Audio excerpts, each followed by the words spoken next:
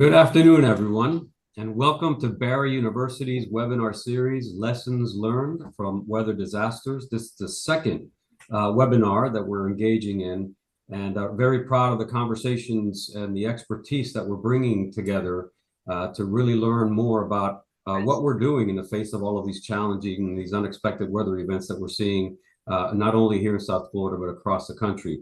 I am Dr. Pablo Ortiz. I have the pleasure of serving as a provost of Barry University, and I'll be your host for today's discussion.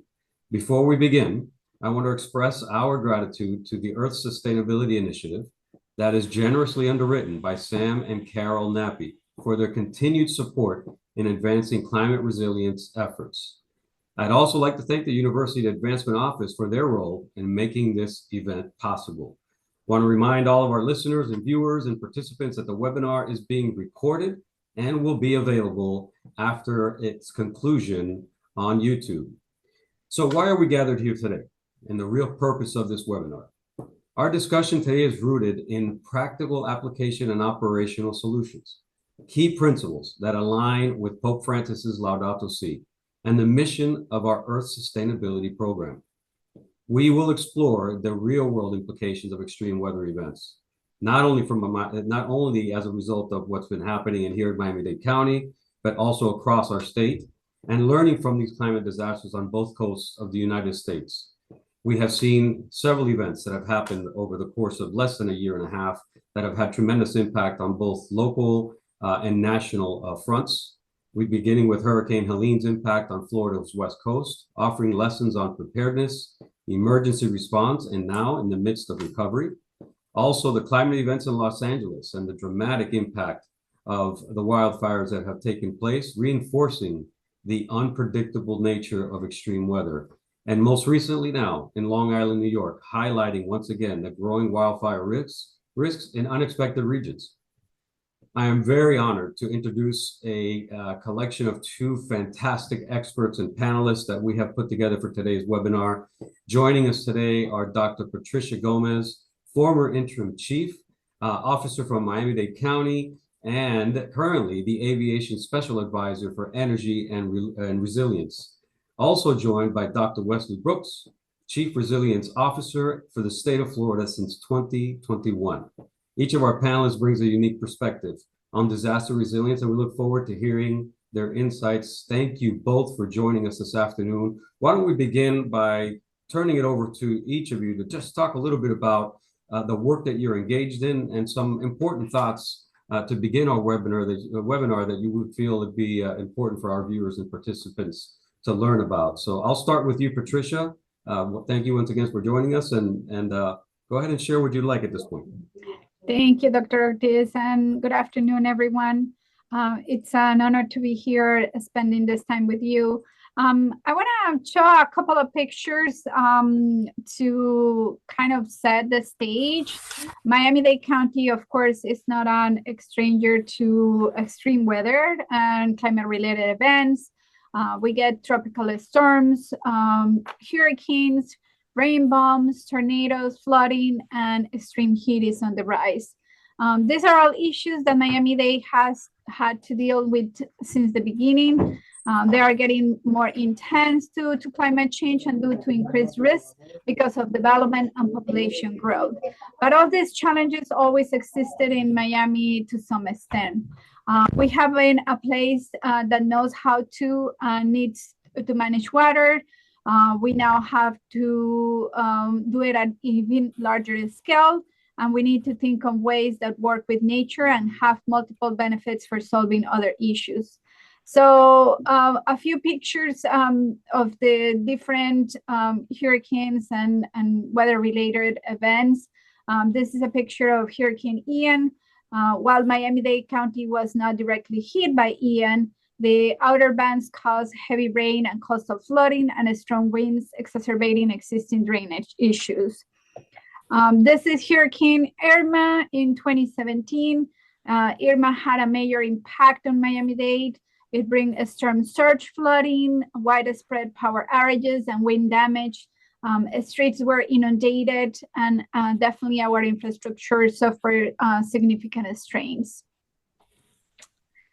These are more pictures of some other rain bombs. Miami-Dade County frequently experiences intense sudden downpours that is known as rain bombs, and they usually tend to overwhelm drainage systems.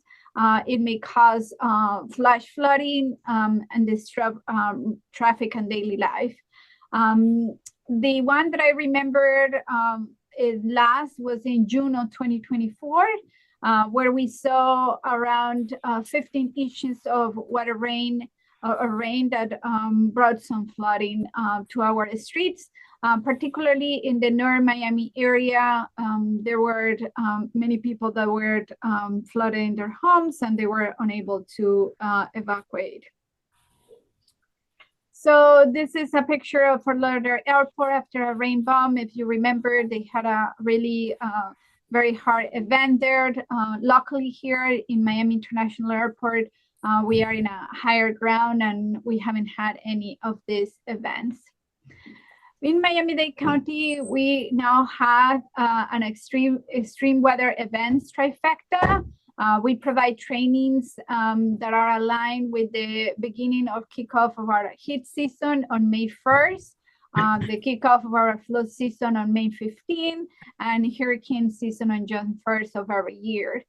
We then have a flood response plan that was, the draft was published in 2024, and really is to address what are our ways to operationalize preparedness and response to flooding in our community. And last but not least, we know that extreme heat is a growing problem. We have had very high seasons of heat that affect primarily to vulnerable population and outdoor workers. And we are committed to work on to help people understand what to do when they have been exposed to extreme heat, and what could be our solutions that get said nature-based solutions. So I will stop here and pass it on to Wes. Thank you, Dr. Ortiz, and Wes is all yours. Thank you, Dr. Ortiz and Dr. Gomez. Patricia, great to see you. Thank you for that nice overview of what's going on with Miami-Dade County. From the statewide perspective, obviously it's a pretty diverse state that I get to sort of oversee from the resilience perspective. When we talk about resilience from a statewide perspective, we're really talking about flooding. That's how it's written into statute. And really, we are, even when we're talking about flooding, we're really talking about water being in the right place at the right time. So whether too much, too little, all of that matters a lot for promoting the right economic development and also sustaining lives and livelihoods throughout our state, including in Southeast Florida. But again, as I mentioned, you know, we have some very different geography and very different regions around the state that all you know, are dealing with flooding and or drought to certain certain extents. But all sort of have a little bit of other differences going on too. And so we have to be sensitive to that. It's one of the reasons why our Division of Emergency Management works very closely with local governments. One of our, the big motto there is that emergency response and recovery needs to be locally executed, state managed, and to the extent possible, federally funded. And so we really do work to try to hone in on that and make sure we're supporting the local knowledge on the ground in their community and always informs in dealing with the ramp up and ramp down from potential disasters. Specifically on the flood resilience side of the house, under Governor DeSantis, the state of Florida has really stepped forward in a transformational way. We're a national leader on flood resilience across the country, and altogether our state agencies are managing about $9 billion in projects and programs related to reducing the flood vulnerability and flood risks to critical infrastructure and people around the state. So a lot of great work going on. A lot of it is happening in Miami-Dade County, and we're very pleased to partner with Patricia and Lauren Para and all the folks down there to help move that work forward. But again, we are committed to extending those resources around the state in a way that is actually helpful to local communities in the way that they need them and need to receive them. So I can stop there because I could talk for an hour just on what we do, but I know you want to get into the rest of the program, Dr. Ortiz. Well, certainly, and thank you both for your opening thoughts and really teeing off what I expect to be a great conversation. I just want to remind our participants that are on this webinar that you also have the opportunity to submit any questions that you have via the chat, and we are going to have some time at the end to answer those questions for you. And certainly, as the conversation continues, there will be plenty of questions that you would like to add both of our panelists. So, Patricia, I'm going to start with you, and thank you for those slides. And I have to tell you, those images are far too familiar to those of us that have been living in South Florida for a number of years. We're accustomed to seeing those images as these kinds of unexpected weather events happen. And you mentioned these rain bombs that we know are becoming more of a common theme for us here in South Florida. But one of the concerns that seems to be now at the forefront of the impact of this flooding and these big rain events is the potential, and also with the rising sea levels, is this potential of the saltwater intrusion. And the question really that maybe on both the local level in your work, Patricia, and Dr. Brooks at the state level is our water system really prepared for long-term sustainability? We've heard now the impact that saltwater intrusion can have in our water system. What are we doing to prepare ourselves for a more sustainable approach to the potential impact of that kind of circumstance that we may be facing? Dr. Ortiz, that's a great question. As you all know, Miami-Dade County has the water and sewer utility, and they have been doing a lot of work to prepare and lessen the impact of this weather and other risks associated with potable water. I think, as you all know, the main primary way of diminishing this impact is water conservation, because saltwater intrusion primarily is caused by us withdrawing water too fast, too quickly from our Biscayne Bay aquifer. So the Miami-Dade Water and Sewer Department has been very, very aggressively looking at water conservation for many years now. They have water conservation programs that varies from, providing rebates for low flow toilets to faucets, et cetera, et cetera, et cetera. So water conservation, landscape water conservation is very critical. On the other side of the infrastructure, they have many programs that are addressing our vulnerability. One of them that I wanted to mention today is the Connect to Protect. As you all know, this is another of the bigger issues. People that rely on septic systems due to the increase of water and the, our water table going up and sea level rise and flooding, those septic tanks are not working properly anymore. So through the Connect to Protect program, we are helping people to connect to the sewer system. So anything that we do here, as you may know, and everybody in this webinar know, Miami-Dade County is surrounded by major bodies of water. That includes the Biscayne Bay, the Miami River, the Biscayne National Parks, the Everglades National Park, and many other rivers, lakes, and canals.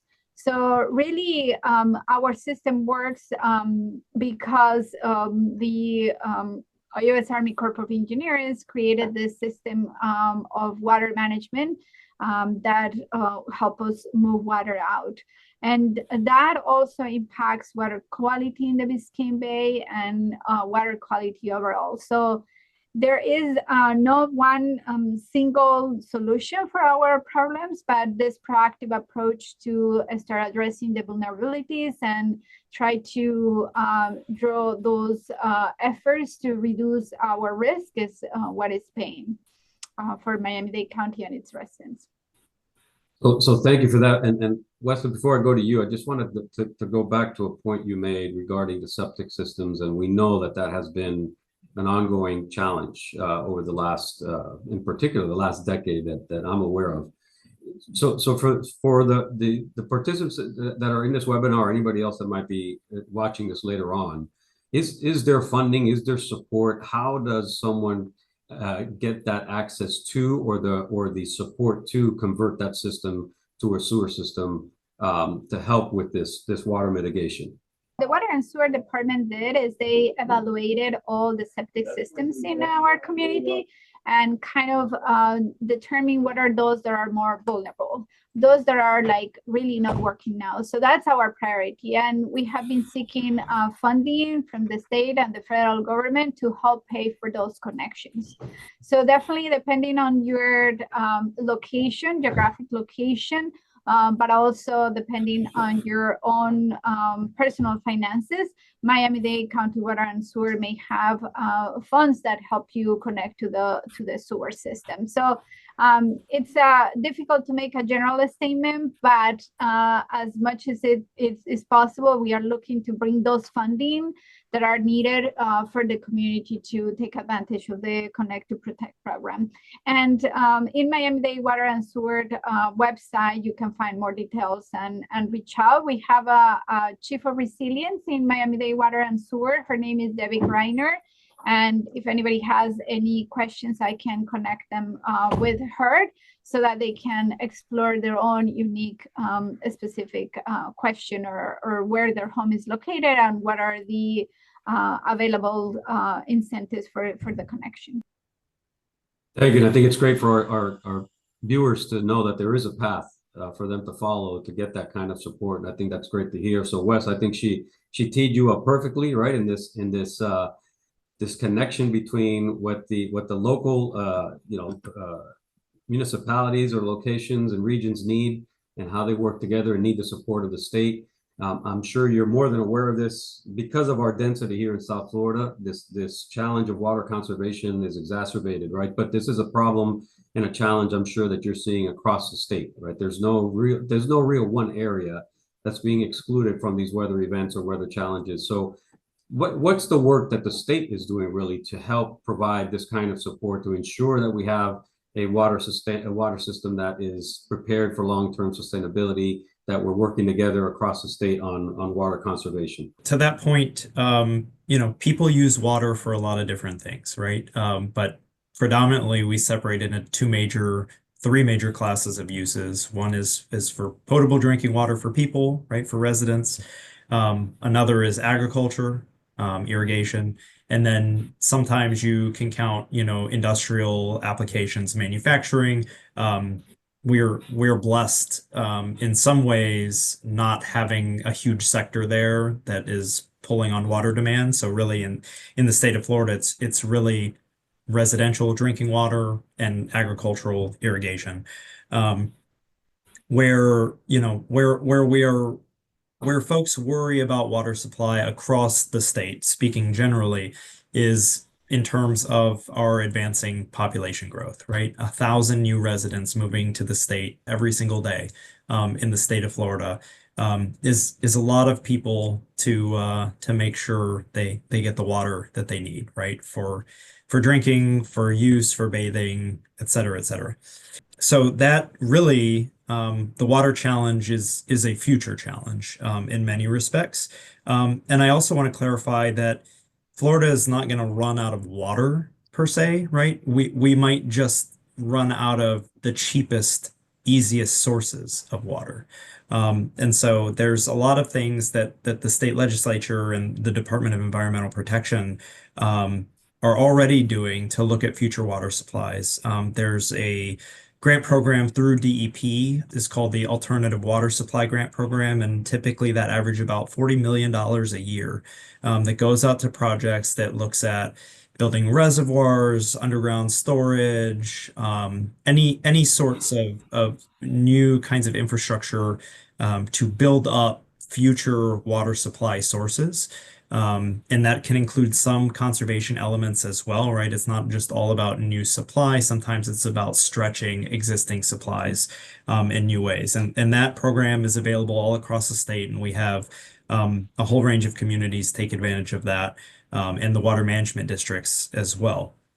And so, from that perspective, we're doing okay in terms of making sure that even under this extremely strenuous population growth, and don't forget all of our tourists, right? I mean, we just hit again another massive new record in tourism under the Governor DeSantis administration. So we're making sure that there's water for everybody here.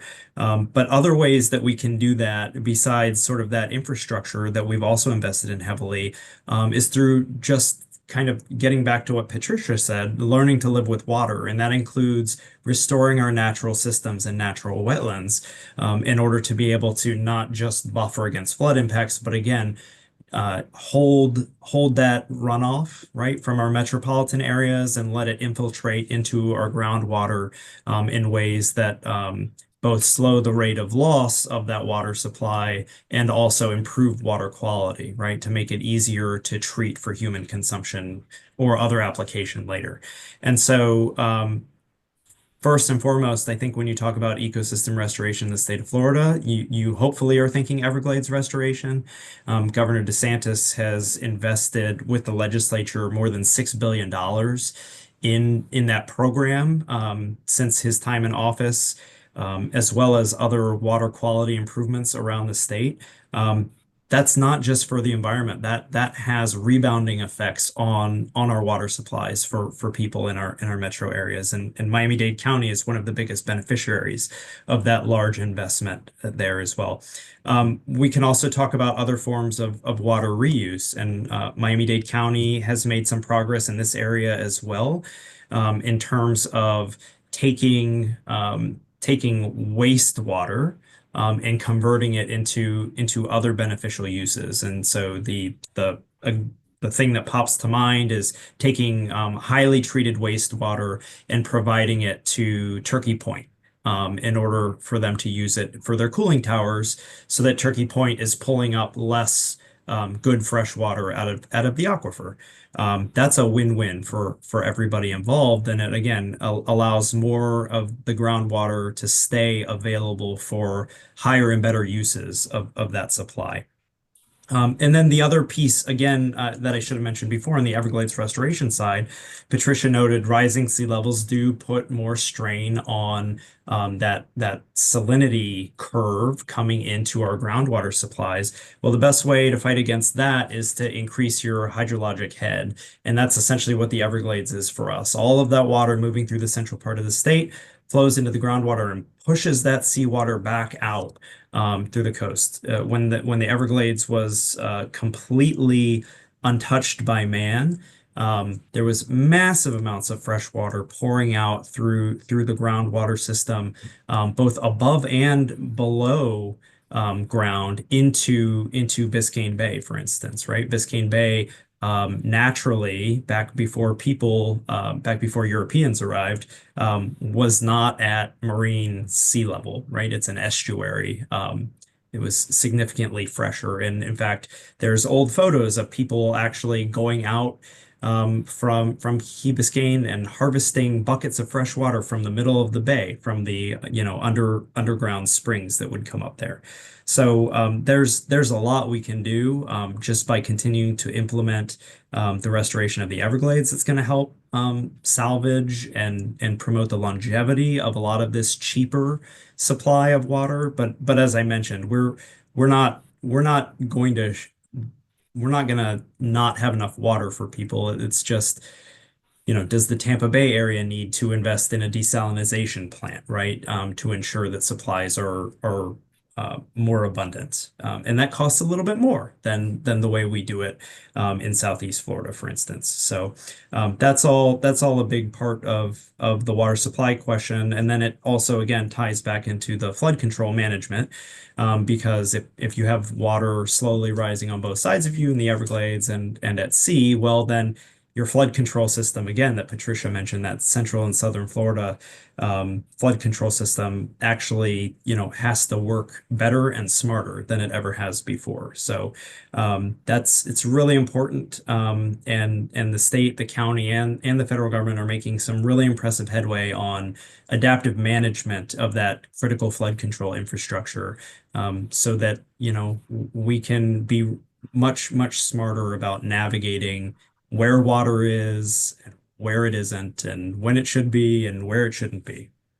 This was fantastic and really reinforces the importance of having these conversations because as Patricia, you mentioned early on, there is no one solution, right? There is no one effort that's going to really put us in a position to be as well prepared to respond to these events. It really takes a quite comprehensive approach that involves not only local efforts, but now, as we heard from Wes, even state level efforts, and a great deal of information that's it's very valuable for the public to hear and to really recognize how much work is being done and how much planning is taking place to help us prepare for these unexpected events. So we spent some time talking around water conservation, water quality, water system. I want to shift the conversation a little bit now to some events that have been really at the forefront of the national discussion over the last month or so, and that is regarding wildfires, and talk a little bit about our urban vegetation management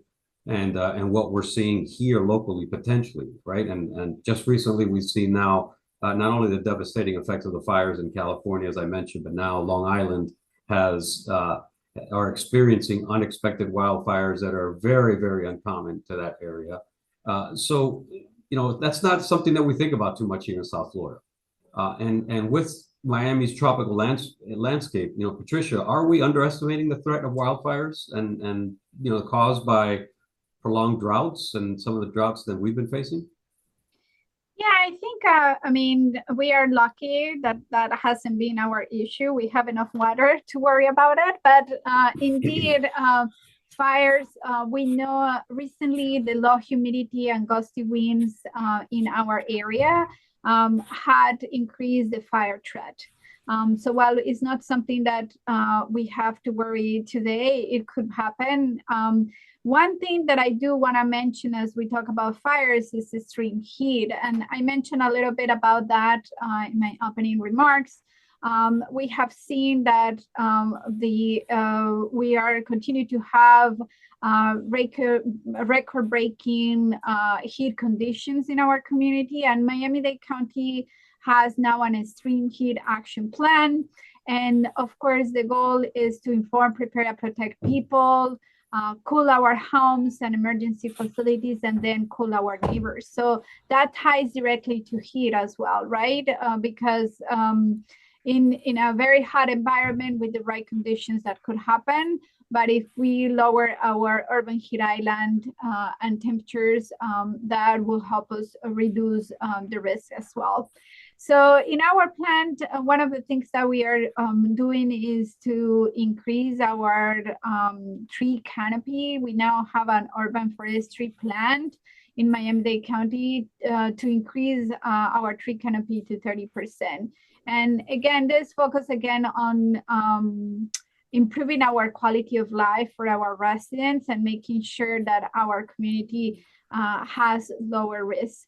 So while fire is not something that we worry every day, and as we do with too much water and the sunny day flooding and the high tides, I think fires and extreme heat particularly is something that deserves our attention. And again, we need to know how to prepare for extreme weather, what to do during an extreme event, what to do after it, how to stay safe, and where we can access the best and most current information.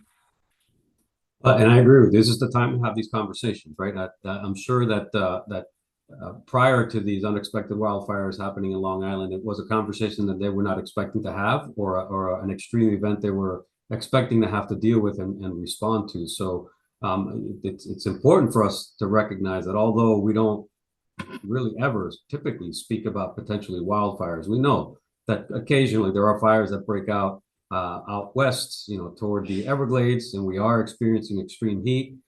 So something that we should also keep in mind as we're planning ahead for any of these unexpected events. But what about at the state level, Wes? Are you seeing or are you engaged in any conversations regarding what's happening in other parts of the country? I mean, other parts of the state we know probably are more vulnerable than we may be down here in South Florida. What kinds of conversations or planning is taking place at this point? Yeah, no. So again, my area is mostly around flooding, but I am an ecologist by training, so I can speak a little bit to, fire evolved ecosystems. But just to answer your question right there on what the state is doing, certainly Southeast Florida and especially the urban core is not exactly a place we expect to see a ton of wildfire impact. But we do have some very strong wildfire seasons up in North Florida. That area of the state is part of the southeast coastal plain, which is dominated by pine forest, essentially loblolly pine, and longleaf pine is the native forest component. Those are fire adapted and fire evolved ecosystems that are meant to burn pretty regularly. And when they don't burn regularly, the next time they burn spectacularly. And as we continue to build and to push into these areas that have wildfire risk, that risk gets transferred to people, right? And so that's a really important component to think about on the wildfire side, very similar to the flood side. A flood that affects nobody is not really a risk. It's when you start moving into the area where that condition occurs that risk starts to build as well. So in the case of both California and New York, even Long Island is actually an extension of that coastal pine forest. So these are naturally evolved ecosystems that do burn. My guess is fire has been pretty well excluded from Long Island for quite some time, and so when a blaze starts, probably unintentionally set by people, but nonetheless started by people, you do get a disaster on your hand. So, and that brings us into discussions about the wildland and urban interface. Again, in Southeast Florida, that's pretty cut and dry. I mean, there's a pretty good levee system around the urban areas of Southeast Florida that would separate it from the majority of more of the wild area like the Everglades. And so that helps quite a bit in some ways. Where we see some challenges that I think is also evident in the California situation is with invasive species. So in California, they have a lot of invasive Melaleuca species that are not eucalyptus species that have these very flammable oil compounds within their system, and again, they spread pretty readily. And when fire catches hold, the fire spreads pretty readily. In and around Miami-Dade County, especially the western part of the county, Melaleuca, very similar species, also from Australia, highly flammable, and a tree that gets really large for the landscape that it's growing in South Florida. That's a huge wildfire risk for communities out west when we don't have the right resources to battle those potential wildfires. So when you get a natural fire in the Everglades that maybe moves into those Melaleuca stands, that's a big risk. Similarly, in South Miami-Dade County, some of the rural and agricultural areas, If fields and properties aren't being well taken care of, you can get a lot of invasive grass growth. And that's also a problem out west in the United States where we have really bad problems from invasive grasses that are, again, fire adapted in a way that the natural communities are not set to sustain. But I think Miami-Dade County does a really excellent job and has all the right services in place to deal with some of those brush fire incidents when they occur. Another way we can mitigate all of that is through wetland restoration and again Everglades restoration, right? Improving the timing, flow, and distribution of water across the landscape really cuts down on the risk of, an accidental fire starting up. The other thing we do really well in Florida compared to other places across the country is our use of prescribed burns. Miami-Dade County does this in their natural areas in the natural and native pine forests that sort of dot the urban areas and the metro area.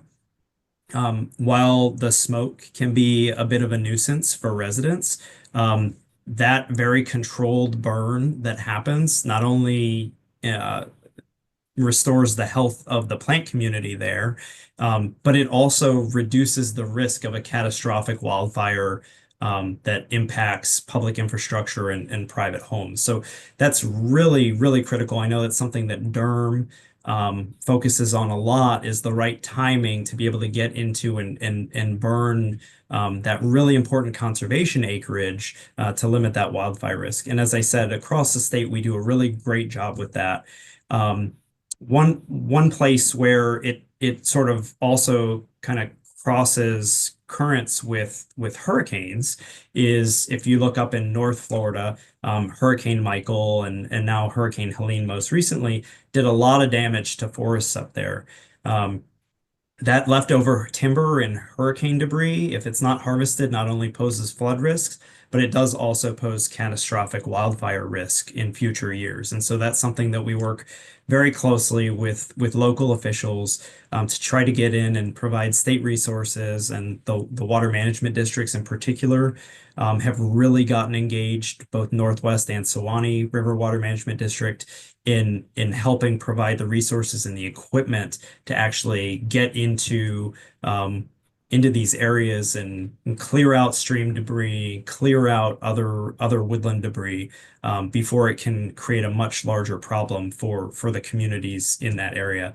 And I'll just mention too, while I'm at it, the Division of Emergency Management, as part of the regular work that they do to qualify for FEMA cost share, puts out every 5 years an enhanced statewide hazard mitigation plan. And so that, they call it the SHIMP.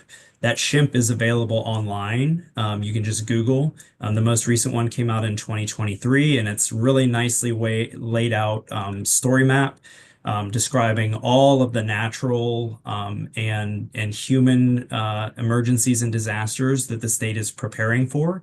And all of the data that we get from our local emergency management partners bring together in one comprehensive state resource that we then take back out to our local partners and make sure that everybody is up to speed on how to prepare, respond, recover, and mitigate from all of those risks, including fire. So please go check that out when you can.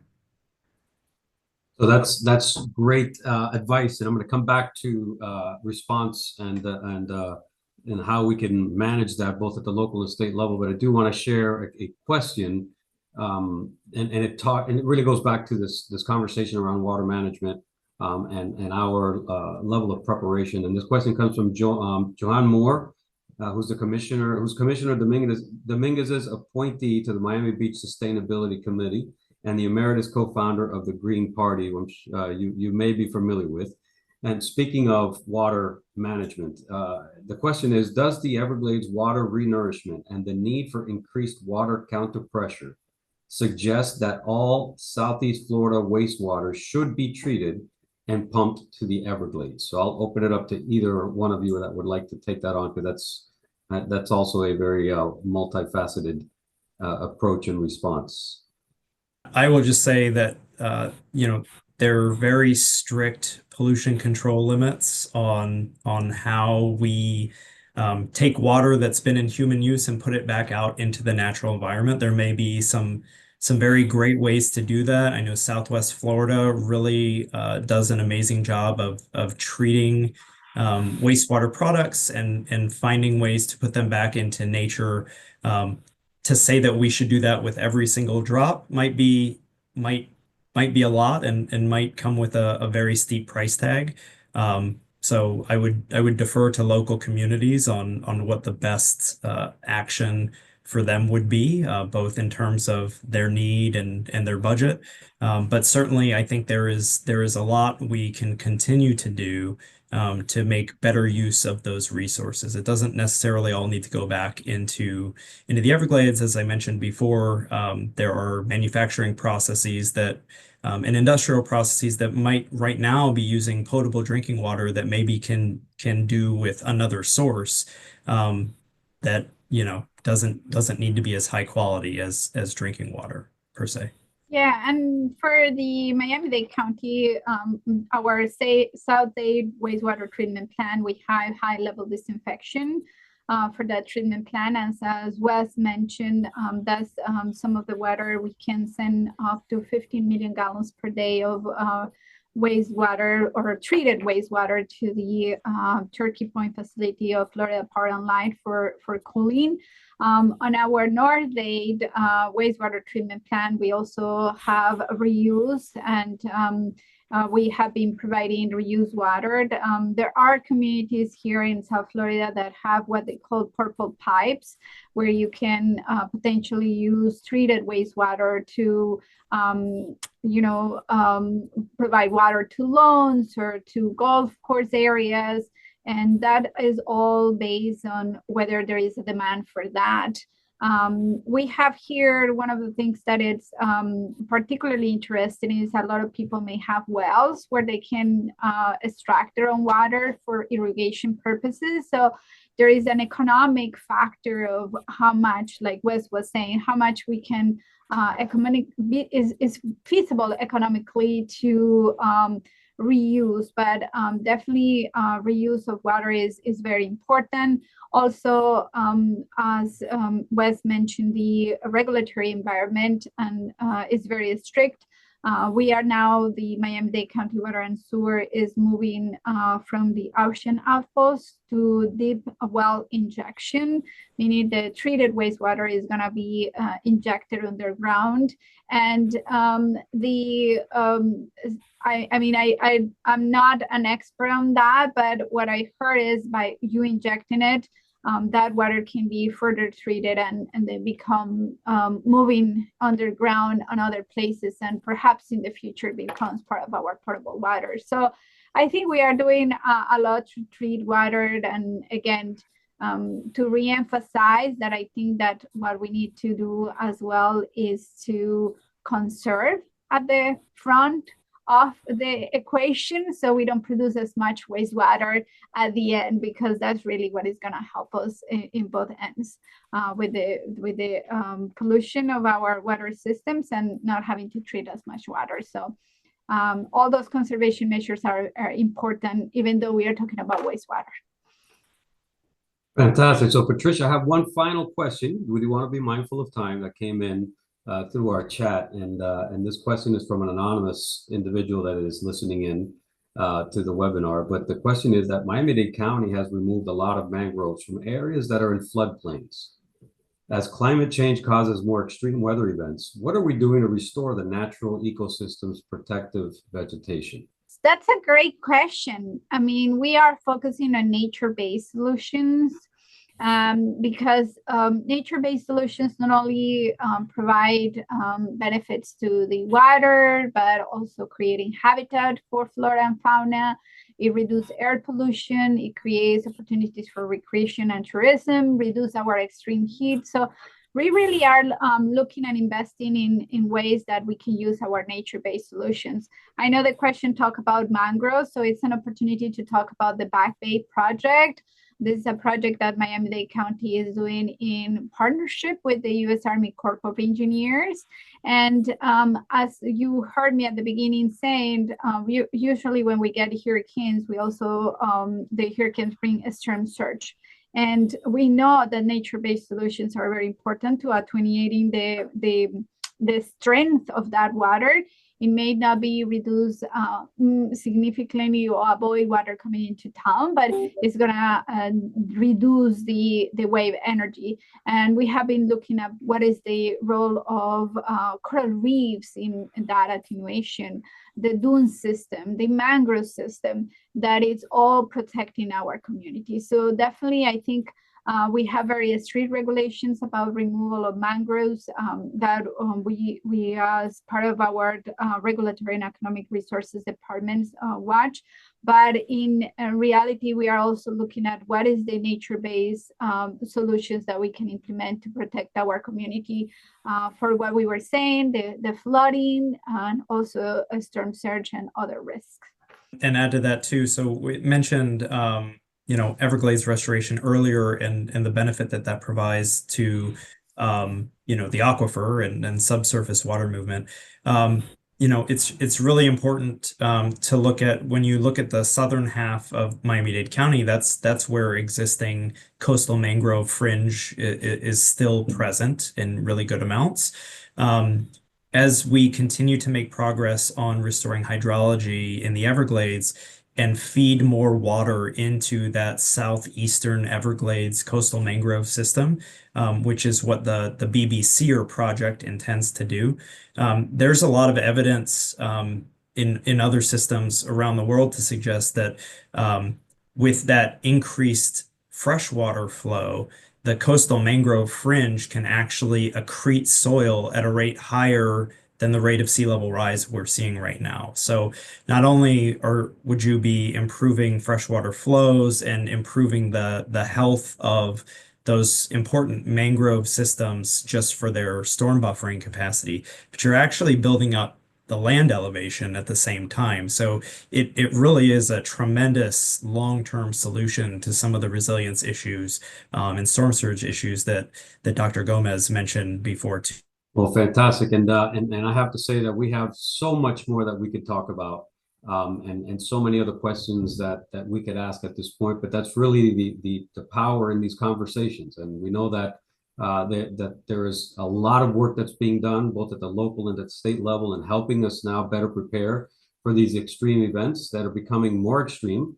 And the reality is they're becoming less predictable. So our ability to plan ahead is that much more important now as we're preparing for these unexpected events as far as our resilience planning. Just examples, as I've mentioned, the Long Island wildfires, Hurricane Helene, these severe weather events across the country remind us that we have to evolve in our planning efforts and not just think, in particular here in South Florida, about hurricanes and flooding. There's a lot more that we should be preparing for and being ready to respond to. Our conversation today hopefully informs local policies and greater infrastructure planning to build a more resilient Miami-Dade, right? So what are the next steps from here? Well, this is, as I mentioned, just part 2 in a series. We are going to continue this conversation, but we encourage the attendees to engage in ongoing discussions with local policymakers, with urban planners, with sustainability leaders across the community to help implement these actionable solutions. Remember, as I mentioned at the beginning, this is about taking action, not just about having a conversation. So once again, a very, very special thank you to both our panelists, Patricia and Wes, not only for participating in today's webinar, but really for the leadership and the work that you are leading both at a local level and at a state level. We know that your efforts are helping us be a more resilient community, and we lean on expertise like yours to help inform us, not only us as listeners and participants, but really all of us as a community as to how we can better plan. Again, a special thank you to the Earth Sustainability Initiative for coordinating these efforts together with the University Advancement Office. Cannot forget our great supporters, Sam and Carol Nappy, who have made this all possible. And we look forward to the next conversation that will be taking place very soon. You'll hear more about that. But thank you very much for joining us in today's webinar. And on behalf of the entire Barry University family, thank you both for your insight and your knowledge that you shared with us today. Have a wonderful afternoon, everyone. Thank you.